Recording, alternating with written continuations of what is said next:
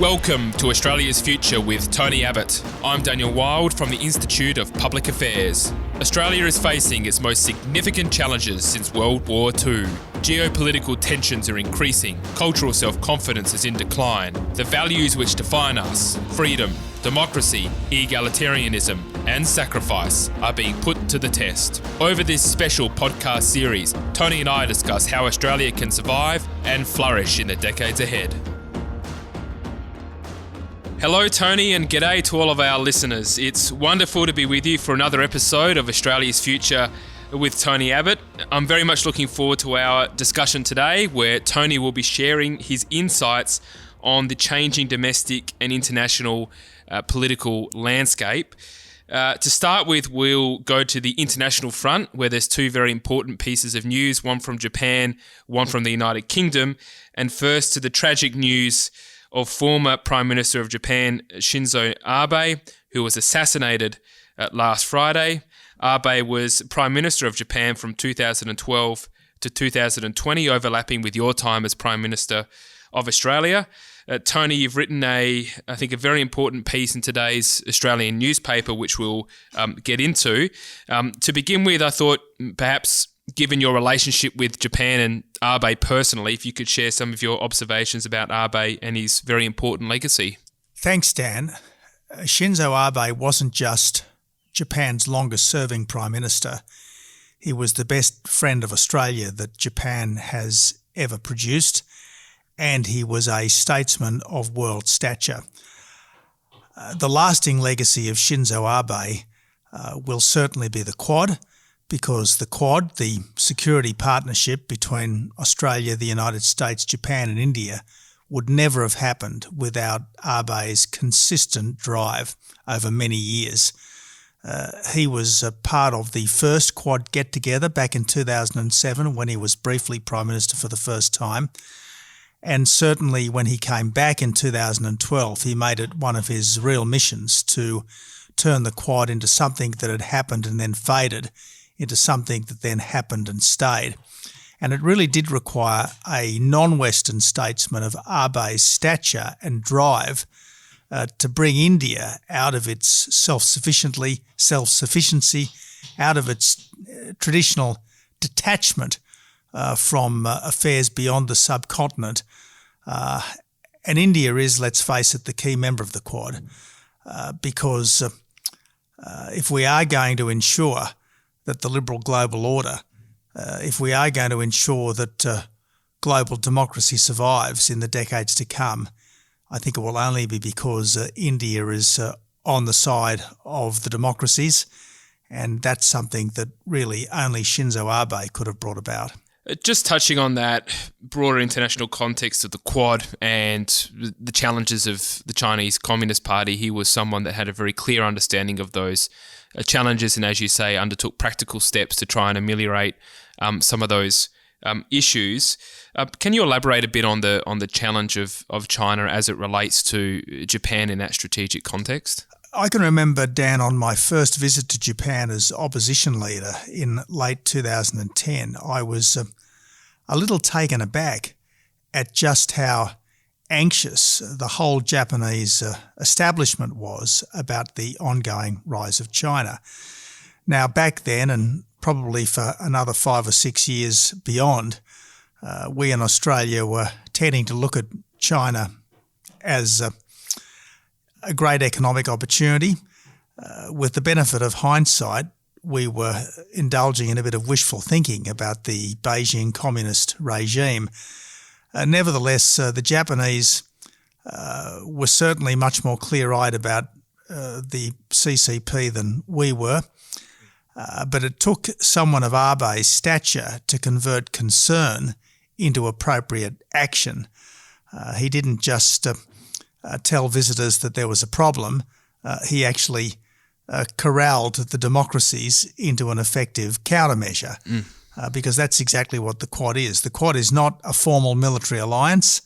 The Quad is not, in a sense, targeted at anyone in particular, but it is very much pro-democracy and the global liberal order.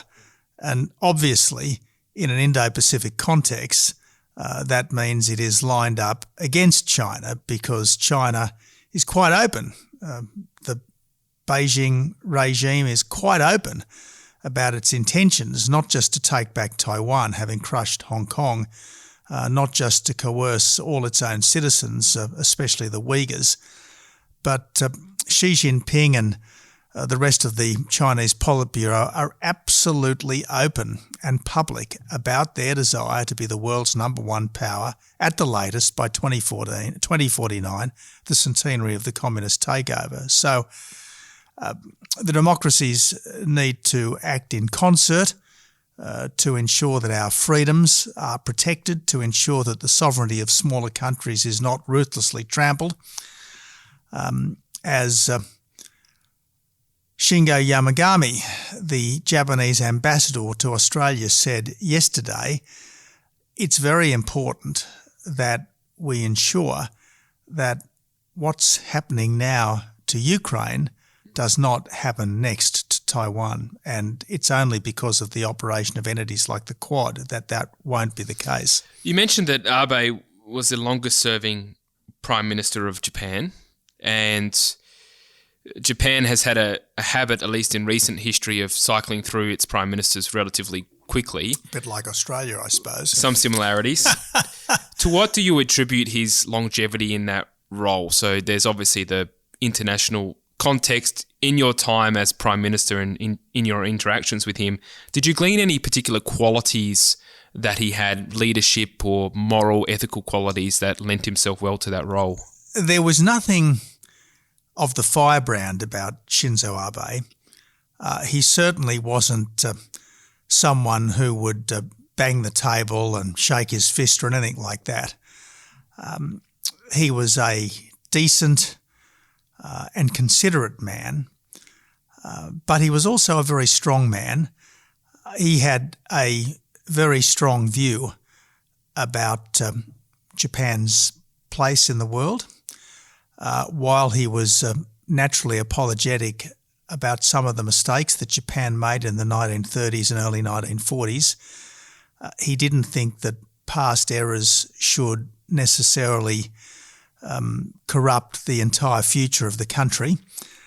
He didn't want Japan always to be blighted by the past, and I think that's a perfectly reasonable position for a democratic statesman to adopt.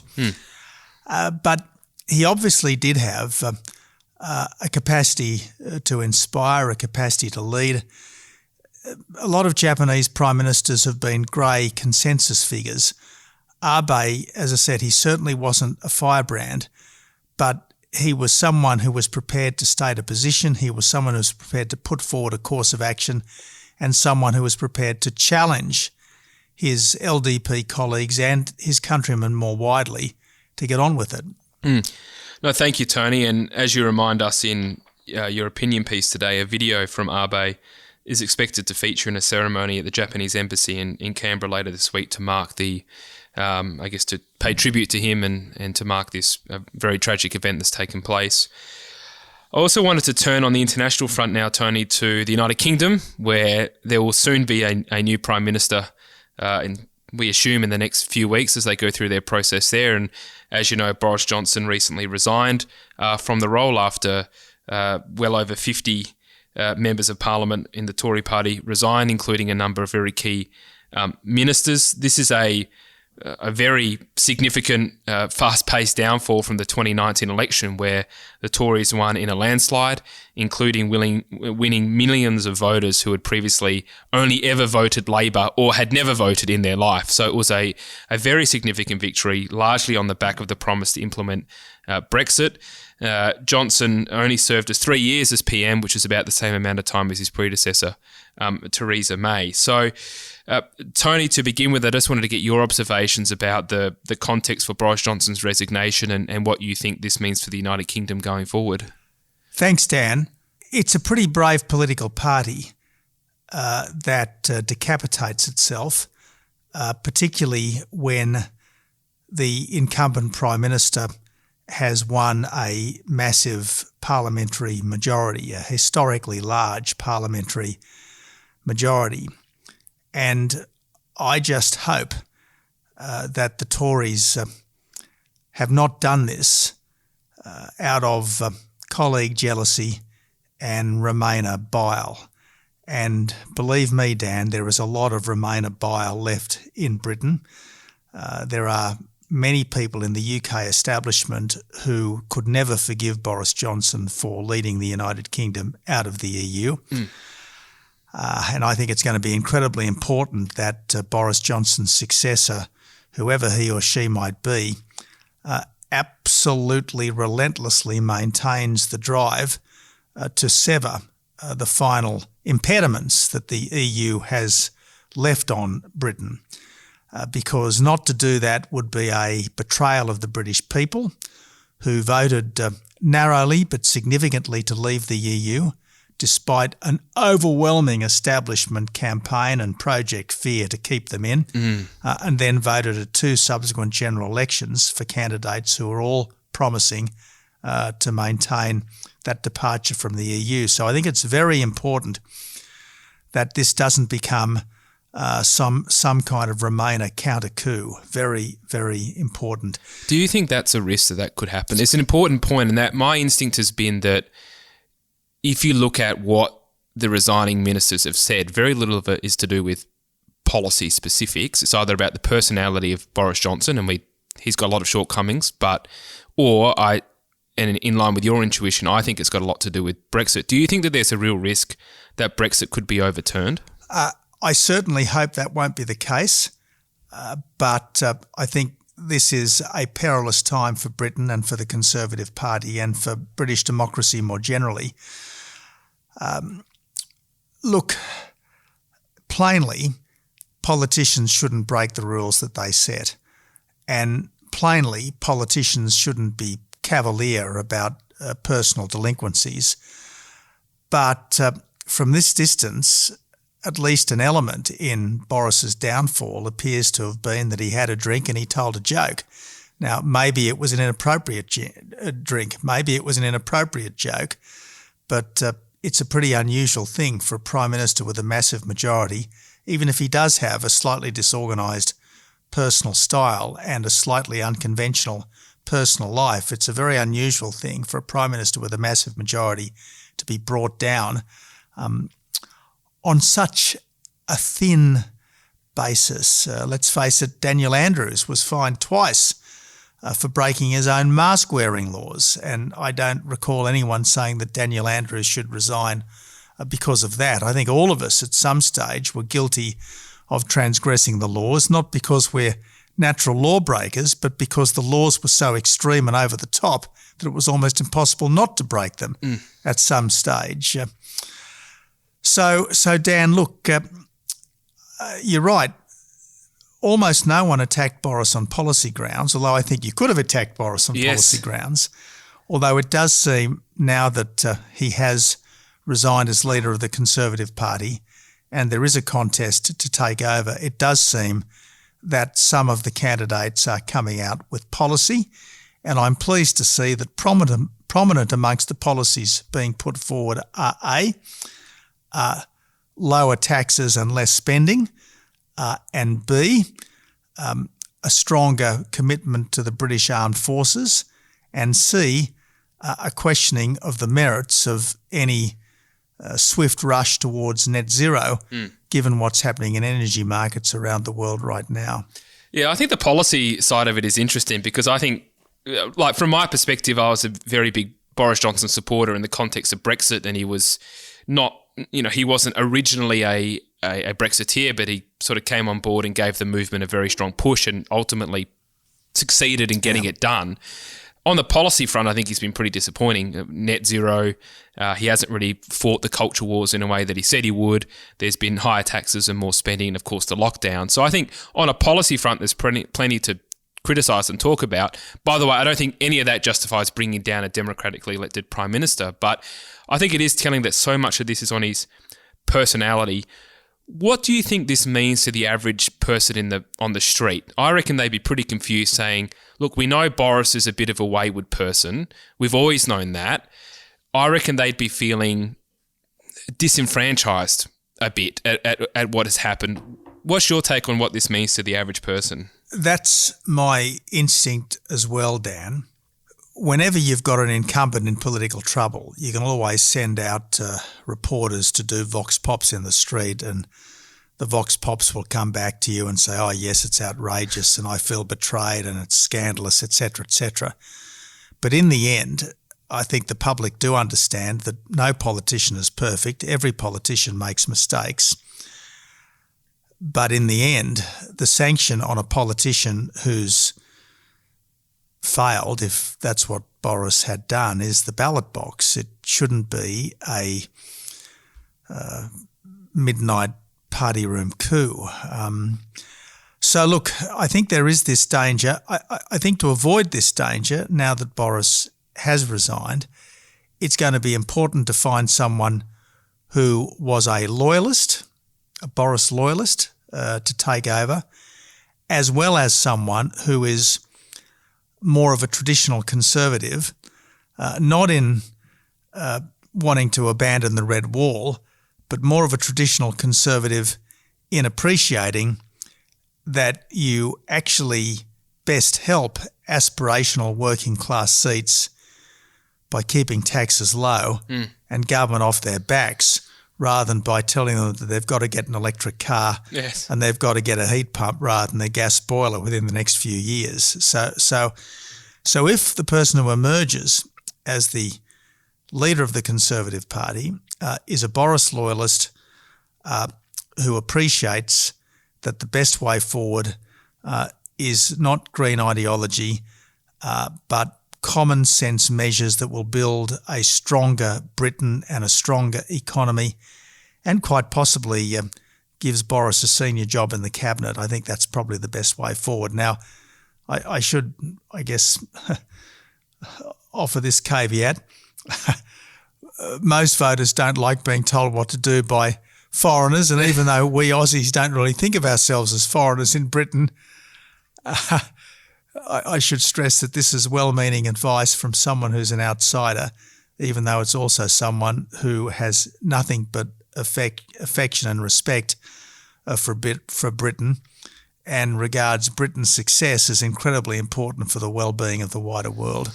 Well said. And I think for what it's worth, the vast majority of those, as you say, with working class aspirational voters would broadly share those views and perspectives that you've offered. And speaking of which, I wanted to turn to the domestic front when you're talking about green zealotry and the impact that's going to have on the mainstream of our society. And it's only been a few weeks under this new Labor government, and so far the focus has been on the international front. We haven't heard much from Anthony Albanese as yet on domestic matters other than it relates to the floods.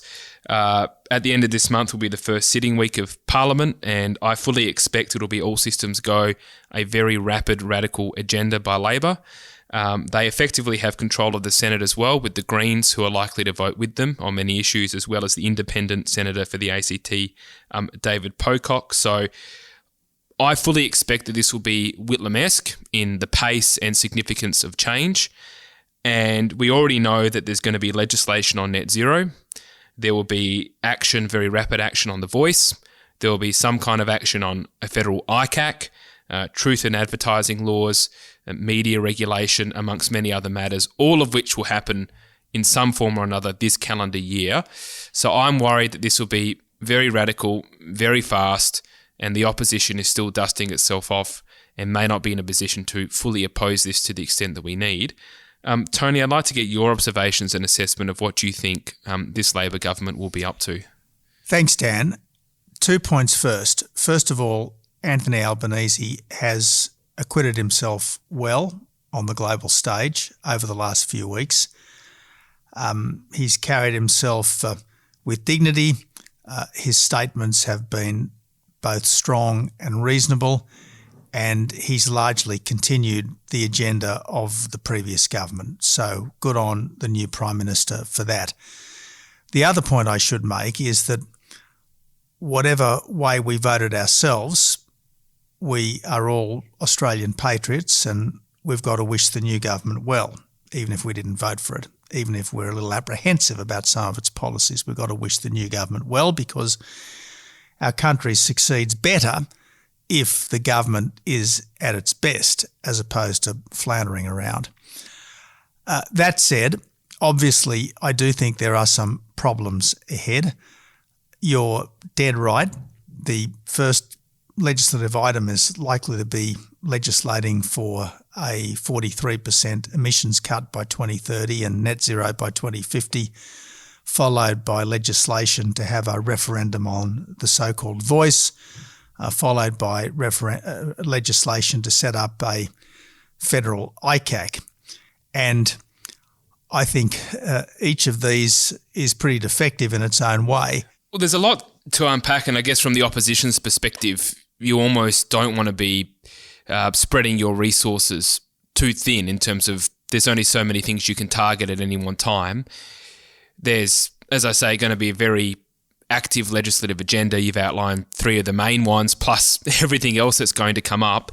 What kind of, given your significant success as opposition leader and your ability to hold governments to account, would you suggest that the best approach is to pick 1 or 2 main things and just focus on them, or what type of advice would you offer to the opposition in terms of how would they best be able to manage what is going to be, I think, a pretty gargantuan task? I think it's important for oppositions to oppose bad policy. You don't have to oppose everything because every government comes up with some good things, and I'm sure this government will too.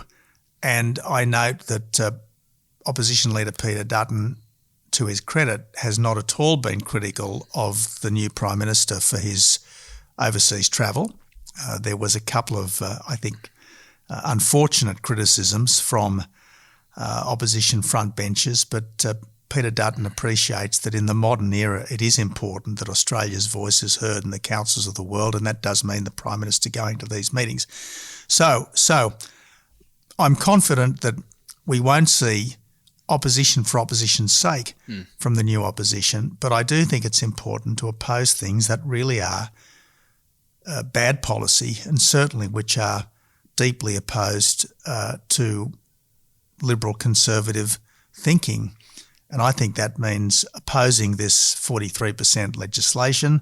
It means opposing a constitutionally entrenched voice, and it means opposing the kind of federal ICAC that I'm sure Labor is going to put forward. Well, Tony, just one last question before we end today's discussion. It's almost got a bit of a feel to me at the moment of almost the 1970s playing out again. I think you've got an economic backdrop which is becoming increasingly unstable. We've got inflation going up rapidly, cost of living, interest rates rising again, a potentially very active government at the moment with a fairly divided opposition, at least for the time being. It sort of has that feel to it again that the economy is feeling unstable, that cost of living concerns are coming to the fore again. How does the general, I guess, environment of the country at the moment feel to you, the economic environment, or let's say, how from the lived experience of the average person on the street, how do you think they're viewing this current situation? Yes, Dan. Look, I think the mood is subdued, partly because the 2 years of the pandemic was just dreadful, partly because I think people are conscious that both our strategic and our prosperity prospects are a bit precarious at the moment. So I think that the mood is subdued. But while we sometimes have to be pessimistic in the short term, we should always be optimistic about the long term, because if the 70s was a pretty grim time, look at the 80s and 90s. They were pretty good times. We had Reagan and Thatcher on the global stage. We had the Hawke government's economic reforms, and then we had the salad days of the Howard government. So even if the next few years might be tougher than the last, I'm confident that if good people keep the faith and fight the good fight, things will come right. Lovely, Tony. On that note, we'll leave it there for today's discussion, and thank you as always for coming into the studio and having these chats, and I'm very much looking forward to continuing them. Thanks, Dan. This is a production of the Centre for the Australian Way of Life at the Institute of Public Affairs. To find out more, visit australia.ipa.org.au.